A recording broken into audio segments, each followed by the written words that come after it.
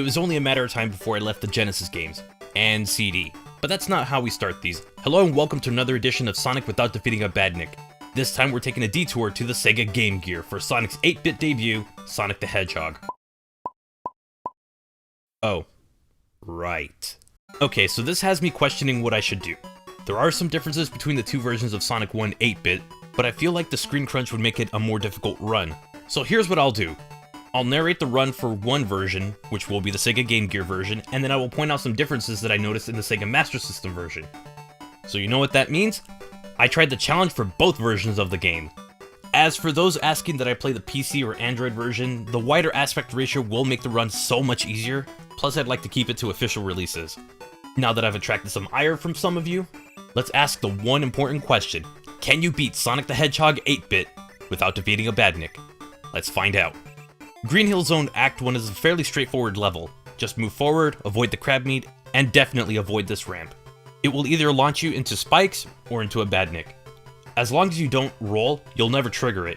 I accidentally triggered the crab meat you can hit if you take the ramp, but then I come across a Motobug and my goodness, they are small.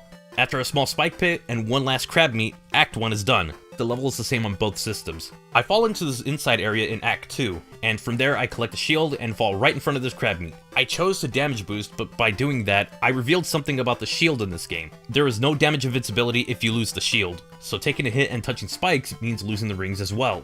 From there I make jumps over 2 crab meats. Thankfully, they move slow and the water doesn't mess up my jump at all. I get to the checkpoint and I decide to try getting the Chaos Emerald. My mistake was to ignore the spring and just run left, resulting in death. The water makes Sonic much slower, so the damage invincibility ran out. The second time, I take the spring and go past this other one so I can jump down, which takes me to my first Chaos Emerald. I make my way back up and take the spring that I went past earlier. I jump on the moving platform, and I had no choice but to use this slope so I can go over the spike bed to finish Act 2. The Master System version has some differences. One of the crab meats in the lowest area has been removed, and the other one that's still there was moved to a slightly different area. It was moved away from the spikes, so it was easier to get over. And the checkpoint area is a little different, and the spikes at the end actually have rings in their place. Technically, I should say the Game Gear version has these changes, but let's just move on. Act 3 only has the boss. The only difference is that the Master System version requires you to wait for Dr. Eggman to lower himself to make himself vulnerable. But now, Green Hill Zone is done. Bridgestone starts with avoiding the spikes enemy and waiting for the choppers to fall to take the shield. These bridges are really good because I can use them to get to max speed a little bit faster. After that, nothing eventful happened until I got to this small bridge. That's because I ended up hitting a Buzz Bomber. I get back to this area and I just wait for it to go away so I can keep going until I get to the next collapsing bridge to collect the second Chaos Emerald and finish the level. The Master System version is 1-to-1 to the Game Gear one, so we can move on. Act 2 has choppers that you have to get over and a spike enemy that you can easily get past. At the end of the 2 collapsing bridges, a spike is there to surprise you, so taking it slow is key. Nothing much happens for a while since the Buzz Bombers do not pose a threat, except for the one that surprised me and nearly defeats me. Thankfully, Sonic is able to make the jump to the higher bridge platform. I then jump over the 2 collapsing bridge sections to finish the level. The Sega Master System version changes the 2 collapsing bridges into one massive collapsing bridge. Act 3 on the Game Gear version has a 2-part bridge while the Master System has 3 platforms, but the idea is still the same, so let's just move on. Jungle Zone begins with avoiding the crab meat and doing a little bit of platforming until I get to the first waterfall. Now at first, I missed the platform, so now I have no rings. No problem, I'll just go on this floating log and die. Second time around and I took the 1-up and made it to the first checkpoint. Then stupid happens. After the second waterfall, I tried landing on a swinging platform and died again. I'm just rushing myself here, so let's take things a little bit slower. Once I make it back, I avoid this crab meat and make it to this water section where I can go on this log and run at a decent speed. The trick to this area is to let the choppers jump first so you can run underneath it. Dodge the neutron and the crab meat, and now I wait for this other log to go down the waterfall to help take me to the path of the 3rd Chaos Emerald. Then I get messed up by a spawning log. I died one more time to the path to the emerald, and congrats, it's my first game over. Once I return to that section, I do more platforming at the next waterfall, and then get to the next checkpoint. I took the ramp and then this log to finish the act. The Master System version is mostly the same, but there are some Badniks missing, same with the 2 sets of logs that you can run on. Aside from that, it's nearly identical. First off, Act 2 hurts to look at, but aside from that, it's a bunch of easy platforming and avoiding choppers. After I get the shield on the left side, I tried to jump on a platform, but I ended up skidding all the way to the spikes, losing the shield and my rings, and then a life. Second time around and I go towards the right side instead and eventually make it to the first checkpoint. After that, the only obstacle is this chopper that goes through a platform and a crab meat. A little bit more jumping later and the act is over. Now, the Sega Master System version makes the bottom of the screen an instant kill. Besides that, there are some Badniks that have moved, making them less annoying, and some crab meats were removed, and hey, these neutrons make an appearance. It's also easier on the eyes, so let's move on. Act 3 against Dr. Eggman is mostly the same with both versions, though I think there's more room to dodge the bombs in the Master System version. It goes down in a couple hits, and damn. Okay, now Jungle Zone is over. Labyrinth Zone is made from hell. I don't care how much water is in it, it is the spawn of pure evil. It starts with me going right into the water. I saw this shield and I really wanted to get it, so I take out the jaws swimming over it instead. One more attempt and I finally get it. And this slows down the game to a crawl. I made a detour to get some air and then had a damage boost to get past this burrow bot. The trick is to turn your back to the Badnik so that way you can get knocked back to make forward progression. In the water, you're launched further than if you were on dry land. After that, it's just a race to the end without an enemy in sight, but waiting on these air bubbles is so stressful. But the level is over. The Master System version has a different design, so rather than going left, you have to go right. However, there seems to be a lack of defeatable Badniks. Of course, there are the fireball shooting heads, this jaws that can be avoided by falling, and this Orbinaut that is a problem if it wasn't for the damage boost that we can execute. Aside from that, it is much easier than the Game Gear's version of Act 1. Act 2 starts with the beginning burrow bot.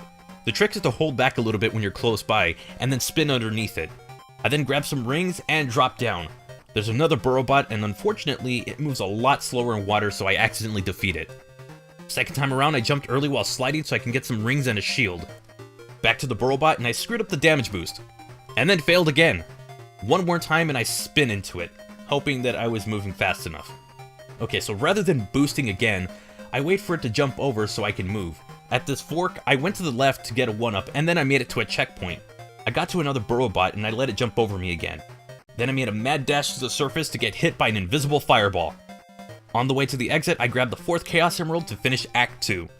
Now on the Master System, it's mostly similar, but again, there are less Badniks. One of the more noticeable differences is this section that has a spike pit and a jaws swimming over it. For this part, run towards it and at the very last moment, turn the other way, so that we are sent to the other side of it when you damage boost. To get the emerald, get the invincibility, and get to this set of spikes as fast as you can. It's on the way to the end of the level, so you can't miss it. Technically, you can damage boost to grab it, but this is much easier since there's no Badnik in sight. So just use the invincibility. Act 3's boss on both versions is the same, but the Game Gear version seems to be easier to deal with because of the screen crunch. Bouncing off Dr. Eggman in the Master System version seems to be pretty janky. But once it's done, that's it, so let's keep going.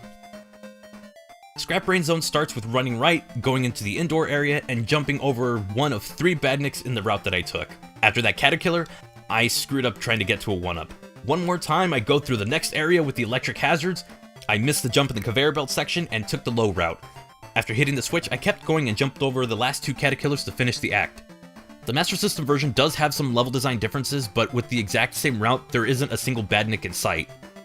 Act 2 starts with me running to the right and scaling this conveyor belt room. I dodge the Caterpillar and take the higher route at this fork. In the next room, I made it to this 3rd pit and jumped down to get to the teleporter. This takes me to the 5th Chaos Emerald. Then I move left to go to this next section where I need to go higher and avoid these ball hogs. After I hit the switch, I go back to the same ball hog infested room, which, no surprise, poses no threat. They take way too long to throw a bomb. Now that I've gone back to this fork, I went down the lower route and I followed it to this teleporter. I took the top route in this conveyor section and avoided another Caterpillar to finish Act 2. The Master System version is exactly the same, but with less Badniks around. Act 3 has 0 Badniks and will take very little effort to find the path to Dr. Eggman. Another good thing is that the level is the same on both systems, so let's keep going. Aside from assaulting my eyes, my approach to Skybase Zone is to just go for it, while getting shocked. I take the highest possible route to avoid these turrets.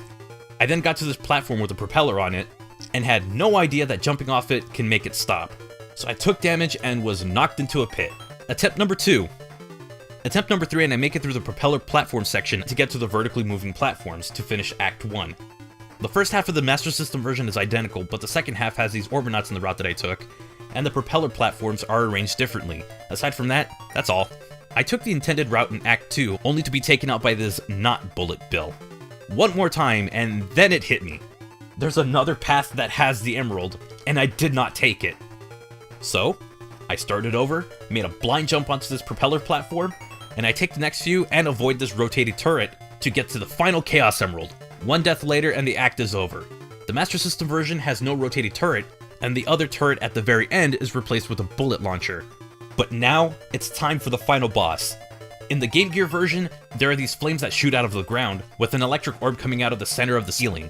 In the Master System version, there's a wall of electricity that will shoot out and follow Sonic until it reaches the leftmost part of the track, and the electric orb is above where Dr. Eggman is. But that's not important because after a couple of hits, Dr. Eggman runs away. What? Anyways, it's not too long before Sonic drops from the sky to land the final blow, and Sonic 1 8-bit comes to a close with the dark clouds disappearing. So, can you beat Sonic the Hedgehog 8-bit without defeating a Badnik? The answer is yes. Yes for both. I'll be honest. At the Game Gear version of Labyrinth Zone, I thought that was it. I thought I'd be done and the run would just end there, but no. Exploiting the damage boost really helps out a lot. As for the Master System version, it is so much easier. If anything, the bosses gave me a more difficult time than the actual levels with the self-imposed challenge. Each run took roughly an hour to complete and wasn't too frustrating. I don't have much to add except for the fact that this is such an underrated title in the series. If you're a Sonic fan, you really need to play this game at least once. You can find the Game Gear version almost anywhere. There are so many different ways to play it. However, the Sega Master System version, unless you own the actual cartridge, the Wii Virtual Console is the only other place you can get this. And unfortunately, that store has been closed for some time. As for which version is better, well, it doesn't matter. No matter which version you prefer, just know that both of them are solid 8-bit titles. And with that, I think it's time to wrap it up. If you liked the video, give this video a like, click subscribe to join the Knux Club, click the bell icon for notifications for new content, and share the video around. It really helps out a lot. If you want to support the channel in a bigger way, you can join Knux Club Plus like these amazing people whose names are on screen right now. If you want to join, you can click the join button below this video to be just like them and join Knux Club Plus. And to my current channel members, thank you very much for your extra support. It really means a lot. Follow me on my social media accounts in the description below, and that'll do it for today. As always, I'll see you in the next edition of Sonic Without Defeating a Badnik.